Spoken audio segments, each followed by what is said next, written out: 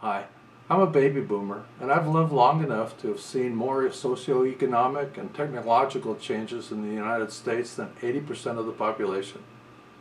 Through all those years of dramatic changes and problems and the good times, I've never once considered that we would never recover from the threats within our borders or outside our country. That is, until the last few years. Today I'm a skeptic and no longer feel as though we have the mental and spiritual wherewithal to escape the downward trend that is no longer a problem in America, but is a problem throughout the world. There's talk of a worldwide financial meltdown, immigration issues, a drastic reduction in middle-income jobs, sword rattling from Russia and China, and a major threat that's brewing from North Korea, Iran, Pakistan, and perhaps even ISIS. It's this last threat that looms over America that is the most dangerous. The threat of the four entities who hate us beyond imagination and threaten to cause America's Armageddon. It's a threat so potent that it could threaten the lives of 90% of our population. That's more than 200 million people. The mystery to me is the fact that the majority of our citizens don't have a clue about the threat to not just their standard of living, but to their lives. What is it? It's called an electromagnetic pulse, or EMP.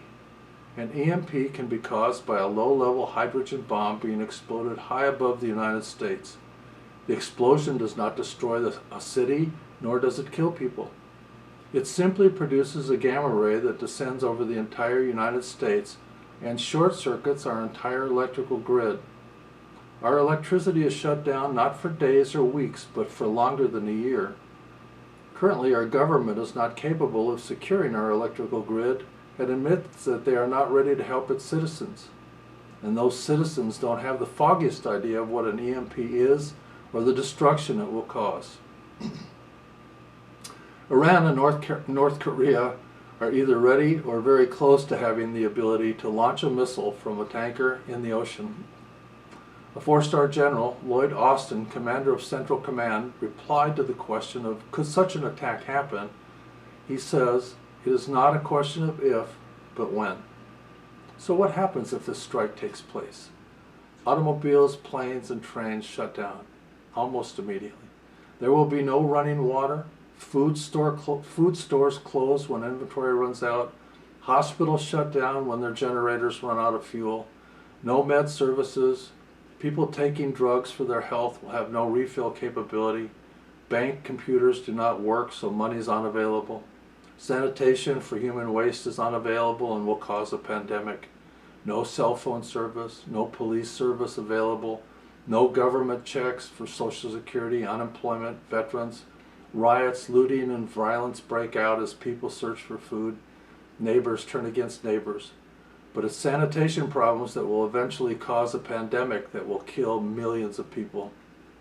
Who survives should this event happen? Many of the survivors will call themselves preppers.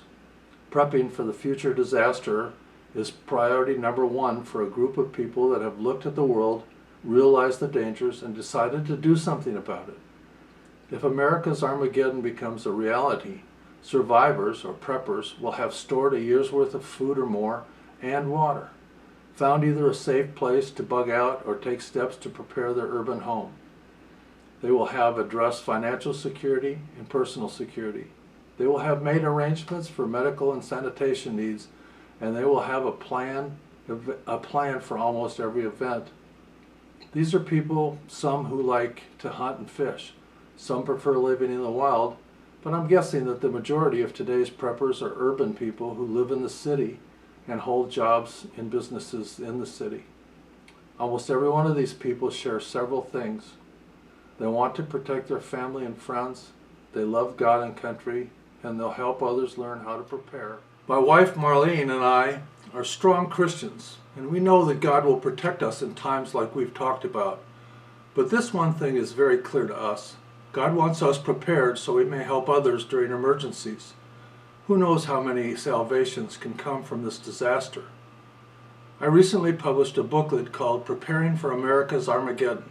It's filled with pages about how you get started preparing for disasters, particularly an EMP. Chapters are arranged in order of importance and show what and how you begin building your survival plan. Simply click on the URL below this video and you'll have instant access to this informative book. Hope to meet you again. Until then, God bless and keep you safe.